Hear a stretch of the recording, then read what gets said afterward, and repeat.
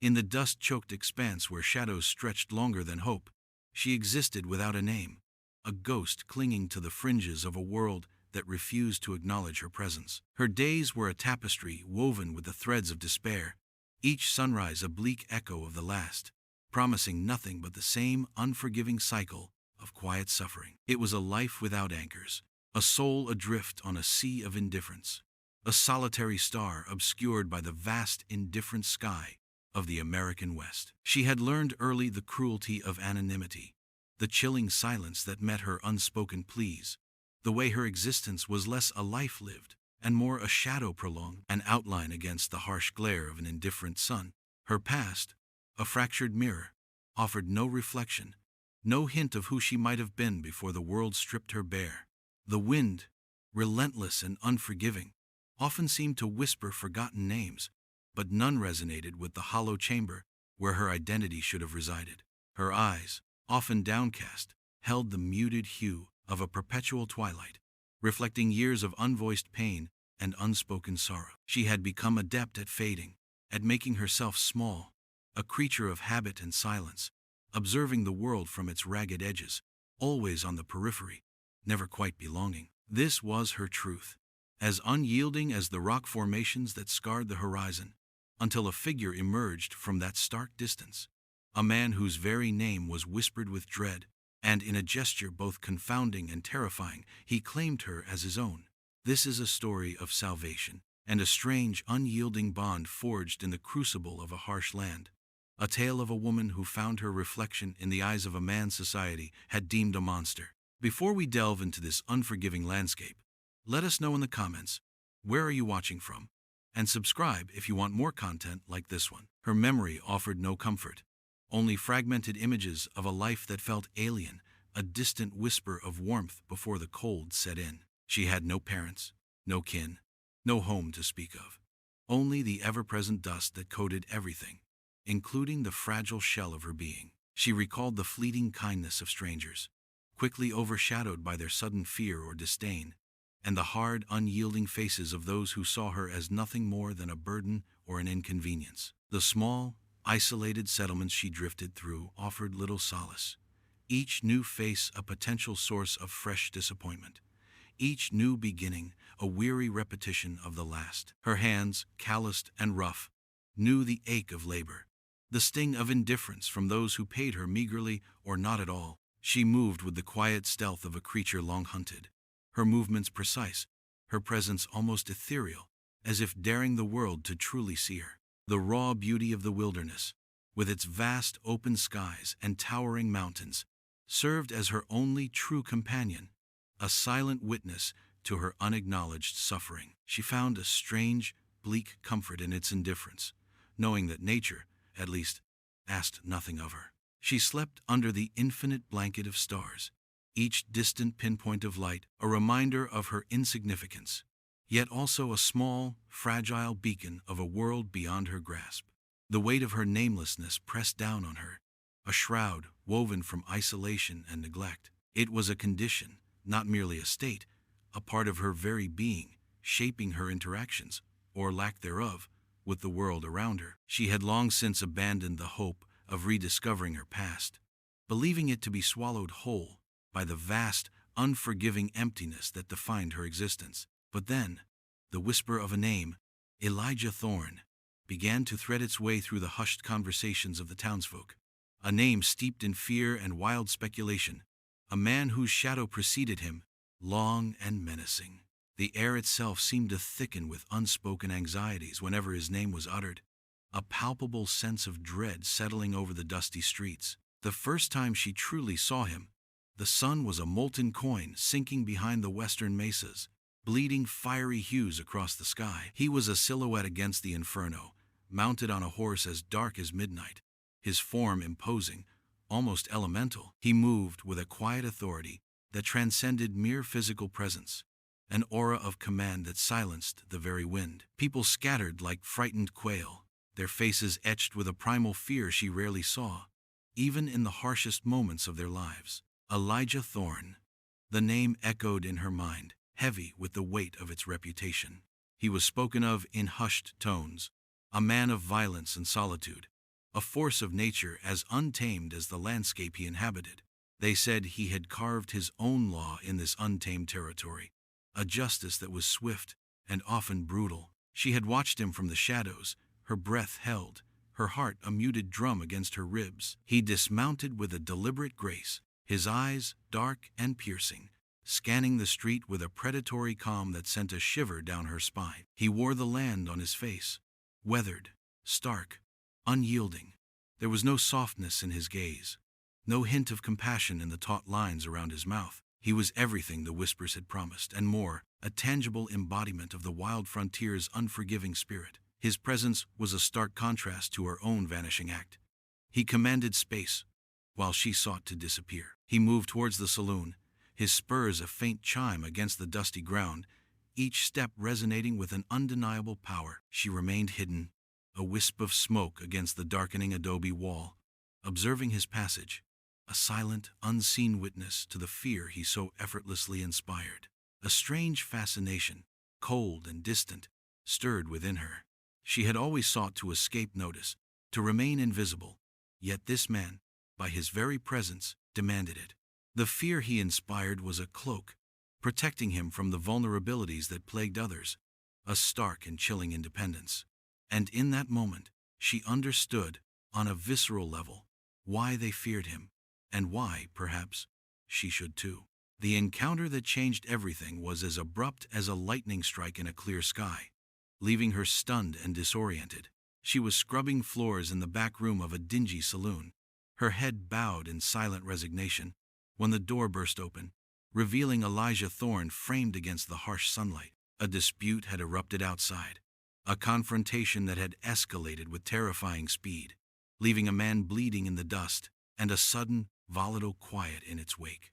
The saloon owner, a corpulent man named Silas, eyes darting with fear, pointed a trembling finger at her, his voice a frantic rasp. "She saw nothing, Thorne. She's blind to it all." She recoiled, her heart a frantic bird trapped in her chest, caught in the crossfire of a world she tried so desperately to avoid. Thorne's gaze, sharp and assessing, landed on her. There was no malice in it, but an unnerving intensity, as if he were looking not at her, but through her, to something unspoken. He didn't speak, but his presence was a question, an undeniable force. The silence stretched, thick with unspoken threats, before he turned his attention back to Silas. "She comes with me," he stated, his voice a low rumble, devoid of negotiation.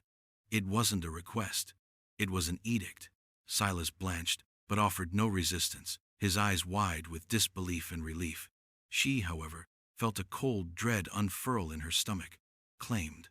The word resonated with an unsettling finality. She was not asked, not persuaded, but simply taken, like a piece of abandoned property suddenly deemed useful. A strange irony settled over her. For so long she had yearned for acknowledgement, for someone to see her, and now, in this brutal, unasked for act, she had been claimed by the most feared man in the territory.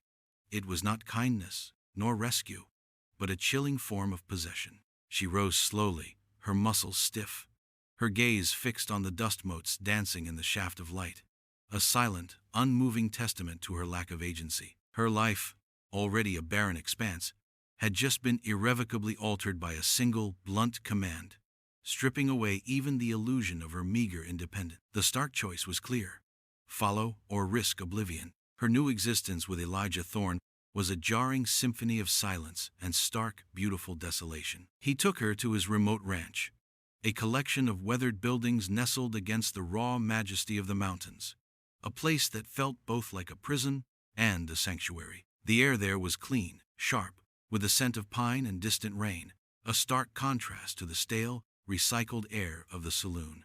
Her days were structured, defined by tasks rather than aimless wandering. Tending to the horses, mending clothes, preparing sparse meals over a crackling fire. He rarely spoke, his presence a constant, watchful sentinel. When he did, his words were terse, practical, devoid of inflection, yet they carried the weight of unspoken expectations. She learned to interpret the subtle shifts in his demeanor, the slight tightening around his eyes, the almost imperceptible clench of his jaw, signals that spoke volumes more than any dialogue. There was a disciplined order to his life, a stark simplicity that mirrored the landscape. He moved with a practiced efficiency, his hands, though rough, capable of surprising tenderness when dealing with the animals. This quiet observation chipped away, ever so slowly, at the monstrous image she had carried of him. She saw him repair a broken fence with meticulous care, watch a newborn calf with an almost paternal stillness, his eyes reflecting a fleeting, unexpected softness. These moments were fragments, brief glimpses into a man far more complex than the reputation that preceded him, a man capable of intricate depths beneath his fearsome exterior. Yet the fear remained, a persistent undercurrent. She was still a possession, a captured bird, and her wings, though stirring, were still clipped. Her attempts at conversation were often met with stoic silence, reinforcing the chasm between them. The local townspeople, when they occasionally ventured out to his isolated property, were a collection of fearful, judgmental faces. Old man Hemlock, the grizzled merchant, would cast furtive glances at her, his eyes narrowed with suspicion, whispers of Thorn's woman, following her like an unwelcome shadow. They embodied the broader societal biases, seeing her as either a victim, a captive, or worse, a willing accomplice to a man they loathed and feared, incapable of seeing beyond the harsh labels they had assigned both of them. One blustery afternoon, as she mended a worn saddle blanket, the rhythmic pull of the needle through the tough leather seemed to unravel the protective casing around her memories. A sudden, vivid image flashed before her eyes. A small hand, her own, clutching a wooden doll, its painted face chipped and faded.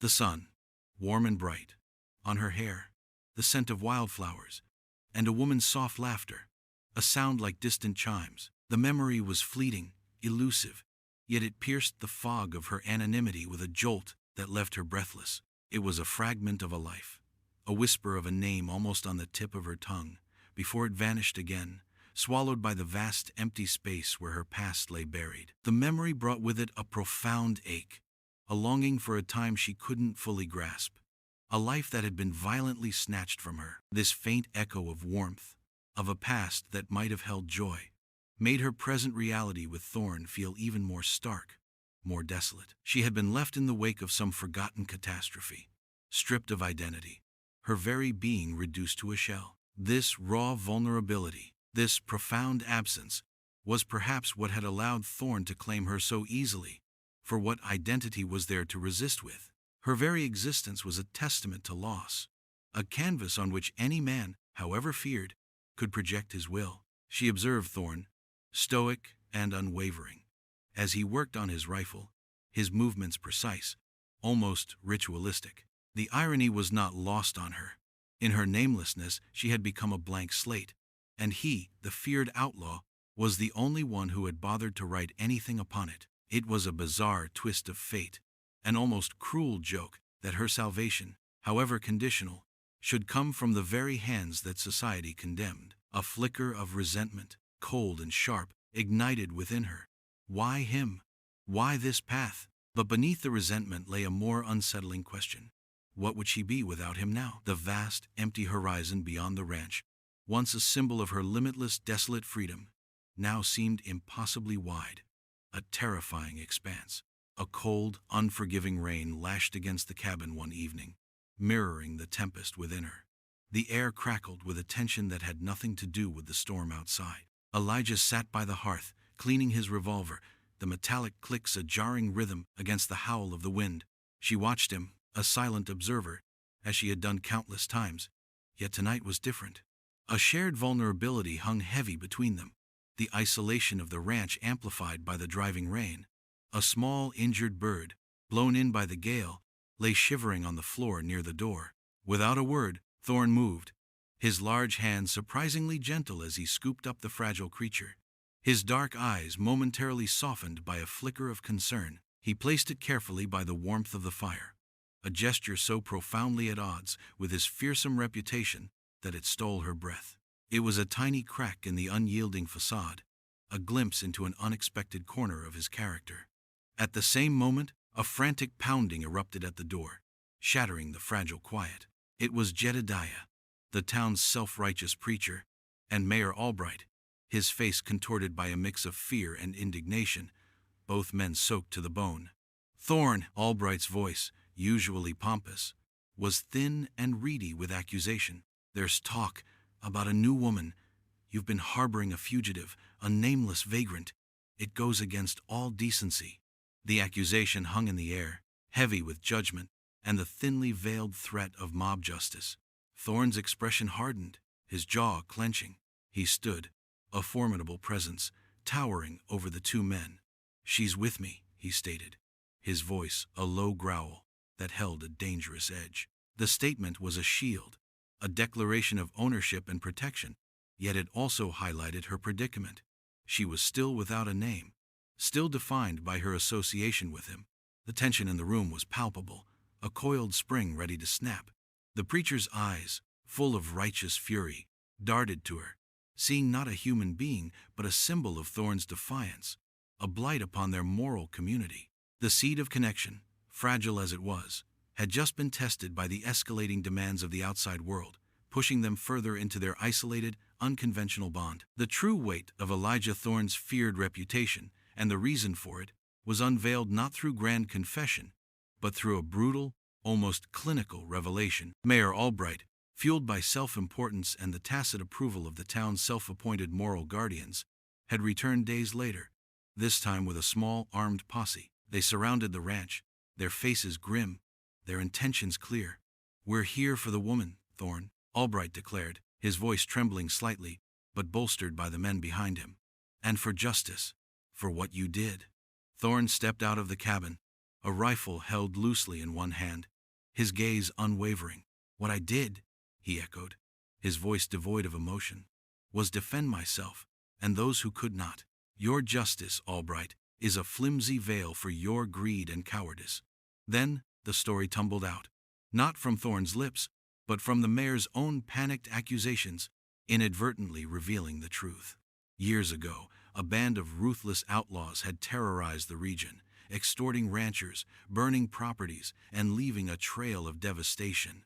Among their victims were a family Thorn had known, simple farmers whose lives were shattered. When the law, represented by men like Albright who preferred inaction, failed to intervene, Thorn had taken matters into his own hands. He had hunted down the outlaws, not for glory, but for a cold, unyielding form of retribution. He had killed them all, leaving no survivors.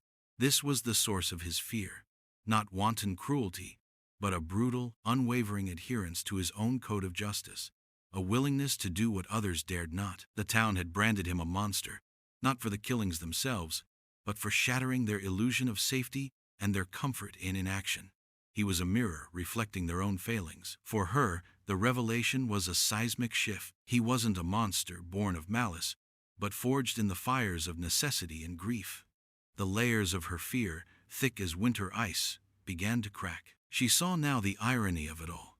Society condemned him for acting when they had been paralyzed, and in their fear, they cast him out, forcing him into a solitary existence. He had claimed her, perhaps, not just for practical reasons, but because he saw in her something broken and abandoned.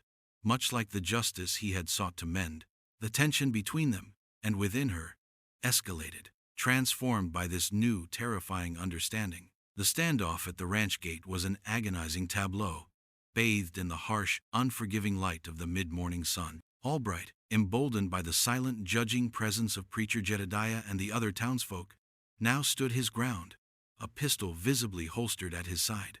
"We're not leaving, Thorn," he bellowed, his voice laced with a desperate bravado. "That woman represents everything that's wrong with your influence here. She's an outcast, just like you.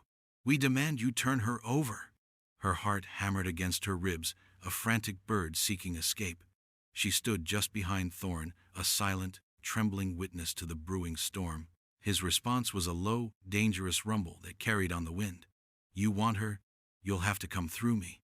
The air vibrated with unspoken threats, the fear she had always carried, the primal dread of being cast out, of being utterly alone, now surged through her, stronger than ever.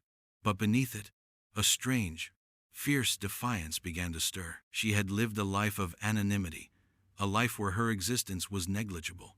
Now, she was a pawn in a battle, and in some perverse way, that made her visible. The townsfolk, rigid and self-righteous, saw only a nameless woman, a symbol of Thorne's defiance, not a human being with a story, with a past, however fragmented. Thorne's gaze, unyielding and focused, was fixed on Albright.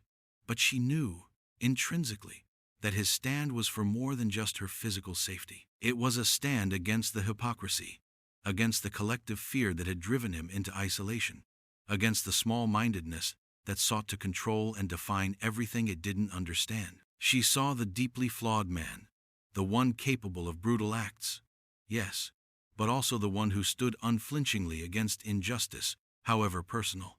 The stakes were no longer just about her freedom or Thorne's reputation.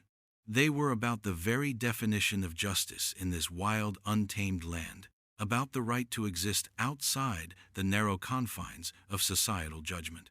And for the first time, truly, she understood that her fate was intertwined with his, not by force alone, but by the quiet, defiant truth of their shared existence. A profound, terrifying choice hung in the balance, one that would define her not as a nameless woman, but as someone who finally chose her own path, even if it meant choosing the path of a feared man. The wind howled a lament through the dry grass as Albright, his face a mask of furious desperation, lunged forward, drawing his pistol. Time seemed to fracture, stretching into an agonizing eternity. It was a chaotic, instinctual movement, born from a lifetime of being overlooked, of being unseen. Before Thorne could react, before the posse could fully understand the shift in the tableau, she moved. It wasn't a heroic charge, nor a calculated defense. It was a desperate, almost primal lurch, a sudden, desperate act of will. She stepped in front of Thorne, placing herself directly between him and Albright's trembling gun. It was a choice born of an illogical certainty, a visceral understanding that her life, however tenuous, however claimed, was now irrevocably bound to this man, and that in his loss, she would truly lose herself. Her movement was so unexpected that Albright faltered, his finger twitching on the trigger, the shot going wide, kicking up dust harmlessly. Thorne, his eyes wide, with a rare, shattering emotion, seized the moment, disarming Albright with a swift, brutal efficiency that left him sprawling in the dirt. The posse, stunned by her sudden, inexplicable intervention, hesitated, their resolve crumbling. The air crackled with the aftermath of the near tragedy, the sound of their ragged breathing filling the sudden silence. Thorne turned to her, his large hands gripping her shoulders, his gaze searching, raw with unspoken questions. In that moment, her namelessness dissolved. The world, the vast, unforgiving landscape, had demanded a choice, and she had made one. She was no longer a shadow, no longer a ghost. She was a woman who had chosen to stand, to protect, to exist. The act was a reclamation, a defiant assertion of self in the face of annihilation. It was the pivotal emotional climax, not of a grand battle, but of a quiet internal war, waged against a lifetime of erasure. The claim he had placed upon her, born of necessity, had been reciprocated, not with fear, but with a fierce, unexpected loyalty. In that moment, among the dust and the stunned faces of the townsfolk, she finally, irrevocably, found her name. The silence that settled over the ranch after the confrontation was not empty, but thick with the resonant echoes of a battle fought and won, not with bloodshed, but with defiance and a newfound, fragile unity.